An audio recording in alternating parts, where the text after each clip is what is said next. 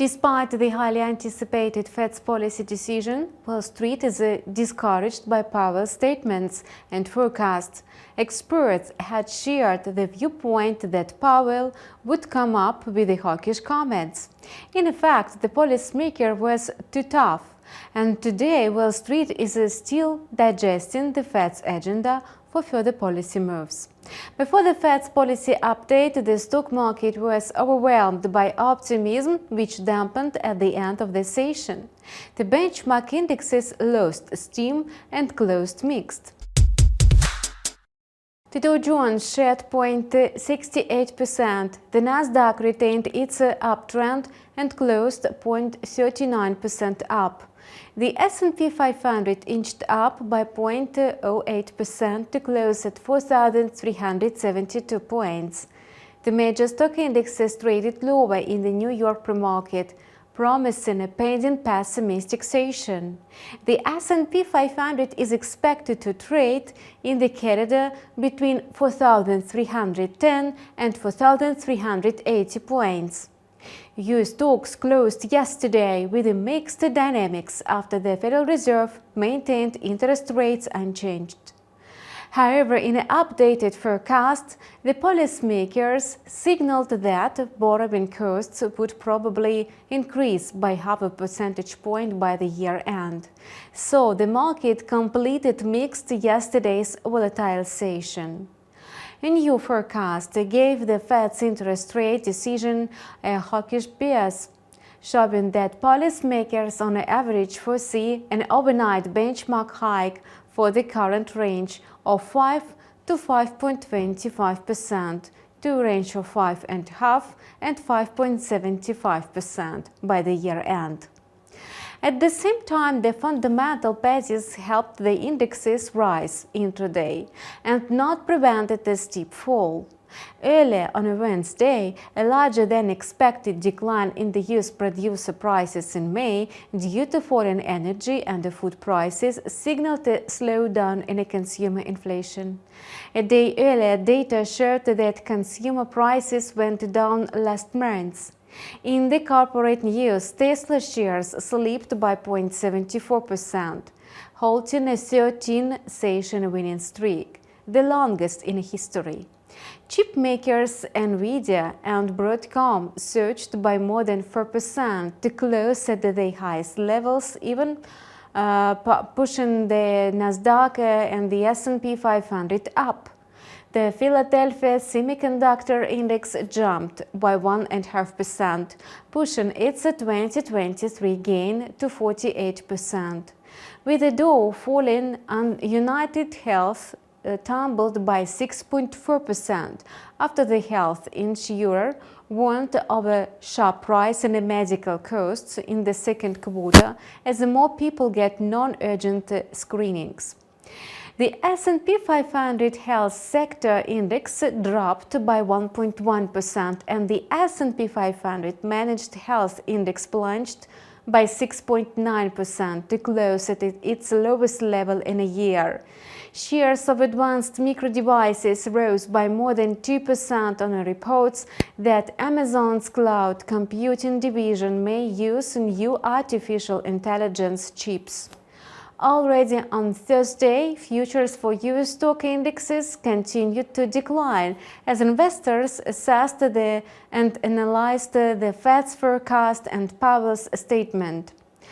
At a press conference, Jerome Powell said that growth in the US economy and the labor market turned out to be better than expected despite aggressive monetary tightening last year, which is likely to prolong the Fed's fight to lower inflation, while still allowing its path with less economic damage. The post was made out of a caution to allow the Fed to gather more information before determining whether to raise rates again, and Powell said. He noted that the pace of rate hikes is now less important than finding the right end point, which will tame inflationary pressure and minimize the rise in unemployment. Taken together, the data suggest more restraint is needed than the thought, Powell said of a new forecast. And this forecast showed a steady upward shift in the interest rates for this year. The data showed that 9 out of 18 officials believe that the overnight interest rate will be raised by another half of a percentage point beyond the current range of 5 to 5.25%, while 3 others believe that it should rise even higher. Jerome Powell thinks the prices of the inflation puzzle are starting to fall into place, and the Fed is focused on the right policy as it considers one last rate hike before declining inflation allows for rate cuts next year. The conditions we need to see for inflation to come down are already in place, Powell told reporters. It was a subtle, upbeat message that softened a hawkish forecast for that the funds rate would rise higher than the market expected, and the unemployment rate is projected to grow to 4.1% by the end of 2023 from the current 3.7% according to new forecast, but that is significantly less than the 4.6% that officials forecast in March. Fed officials on average more than doubled the economic growth forecast for 2023 to 1% from a 0.4% in the March forecasts, and the core PCE price index will decline from the current 4.7% to 3.9% by the end of 2023, compared to 3.6% by the year end in the March forecast. Despite a slightly more hawkish than expected tone, investors believe that the central bank will only raise interest rates by a quarter of a percentage point before the end of 2023. According to the Fed Watch tool, there is a 72% chance of a 25 basis point rate hike in July, up from a 60% the day before. In the corporate news, the regulator's hawkish sentiment has affected most of the heavyweights and continues to put pressure on mega-cap stocks after the spectacular rally. Market heavyweights Apple, Nvidia and Amazon fell by 0.4% to 1.5% in the pre-market. Tesla shares sank by 3.1%. In the previous session, the stock broke a record 13-day winning streak that saw the automaker add more than $200 billion to its assets. During this bullish run, Tesla shares have jumped by more than 40%, boosting their market value to around $814 billion. The gain in market capitalization during the run was nearly $240 billion, more than the entire value of Japan's Toyota, the world's second most reliable automaker. US-listed shares of Chinese companies such as Alibaba Group and JD.com rose by nearly 2% after the People's Bank of China lowered the borrowings cost of medium-term loans for the first time in 10 months. Finally, sentiment on Wall Street may change today amid sell-offs and the fresh reasons for optimism in the economic calendar. The labor market is losing strength. The number of Americans who filed for unemployment benefits was 262,000 in the week ended June 10, well above the consensus of 249,000 and in line with the last week's highest reading since October 2021. The result was in tune with the other recent data that reflects a softening in the U.S. labor market after a long period of stability. While the U.S. stock market is still making attempts to recover from the shock after the Fed statement, the U.S. dollar index remains under pressure. The index tried to regain its footing intraday, but closer to the opening bell. It lost 0.3% and dropped to 102.60. As for the intraday forecast, it's likely to trade in the corridor between 102.30 and 103.00. The US dollar tried but failed to get back on a track today after the Federal Reserve left interest rates unchanged. After the hawkish and the dovish Fed signals, attention turned to the European Central Bank's policy statement. As expected, the ECB raised the key interest rate by another 25 basis points, thus putting pressure on the greenback. Another headwinds for the US dollar is a steady growth in the US unemployment claims, and other macroeconomic data was mixed. On the one hand, retail sales could help the US dollar recover, and the data showed the US sales unexpectedly rose by 0.3% in May, after growing by 0.4% in April and defying forecast for a 0.1% downtick. The data showed that consumer spending remains robust despite higher inflation and interest rates. At the same time, the indicator of business activity were not so obscure. The Philadelphia Fed Manufacturing Index tumbled to minus 13.7 points from minus 10.4 points in May, compared with the market expectations of a minus 14 points. The same index from the New York Fed surprisingly jumped by 38 points to plus 6.6 from a four-month low of a minus 31.8 in May.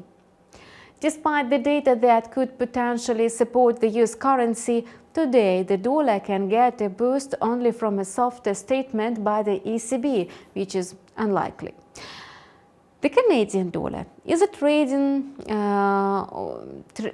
water today, having returned to the levels of Tuesday, and the USD cutway is trading sideways at around 1.3312 inside the intraday corridor between 1.3280 and 1.3350. Fluctuations in the dollar index are offset by the no less volatility in the commodity market. The mixed movement of oil quotes and the US dollar is pulling the loonie in different directions, but after the hawkish statements of the Bank of Canada, the loonie is holding up quite steadily. Today, the Canadian dollar is poised to strengthen on the back of the unstable dollar and the recovery in oil prices after falling by 1.5% on Wednesday. Brent crude futures appreciated by 1.2% to $73.89 a barrel, and WTI futures rose by 1.3%. The market received support after data on a Thursday showed that China's refinery output expanded by 15.4% in May from a year earlier, reaching the second highest figure on record. China's oil demand is expected to continue growing at a steady rate in the second half of the year, and still the weak economic outlook waned as individual production and retail sales growth in China fell short of expectations in May. The crypto market is trading sluggishly in the wake of the Fed's policy announcements. All Bitcoin's efforts to find reasons for optimism ended in nothing. The token plunged by 5% to the levels below 25,000. Bitcoin opened today with muted moves. The crypto responded painfully to any negative news. The token slipped to 24,900 and is now trading 19% down from the one-year high at 31,035, recorded on April 14. Popular altcoins such as Ethereum, Solana, Binance, and Cardano went down in sync. At the same time, Ripple and Litecoin gained ground. In addition to the protracted standoff between regulators and leading exchanges, the hawkish Fed and the mixed US macroeconomic data, the cryptocurrency market was affected by another stress test on a Thursday. Stablecoin Tether token lost its dollar peg after the two major stablecoin trading pools became heavily unbalanced. On-chain data showed that traders exchanged Tether tokens worth millions of dollars for other popular stablecoins on the Uniswap and Curve pools. On Thursday, the tether balance on the popular three-pool curve increased to over 70%, indicating that traders had exchanged tens of millions of tether tokens for USD coins and DAI. According to data from CoinGecko, tether traded at 0.996788, down 0.4% from the previous day. In a recent tweet, Tether technical director Powell said that the markets are jittery these days, so it's easy for attackers to capitalize on this general settlement, but at Tether are ready as always. Let them come, and they are ready to buy any amount. Interestingly, this is not the first time the curve 3 pool has become unbalanced. Back in March, the USD coin to DAI ratio increased to over 45% each. It also lost its peg with the FTX and Terra crypto exchanges collapsed. But there is a good news from the bankrupt broker Voyager, which after bankruptcy would again give customers the opportunity to withdraw part of their funds. It's about 35.7% of deposits. The process will start on June 12, on June 20. As for Bitcoin's intraday outlook, it's rather vague. The crypto may continue to trade flat in a narrow range of $24,800 to $25,100, but the market is still on the bear nerve. Do not forget that Binance and the Securities and Exchange Commission are waiting for asset management agreements. Any positive or negative news could send Bitcoin into a new run towards either 24,300 and 25,750. Thank you for watching. We closely monitor the markets and provide you with the up-to-date financial information and analysis. We are waiting for your questions and comments. Subscribe to our channel and see you online tomorrow.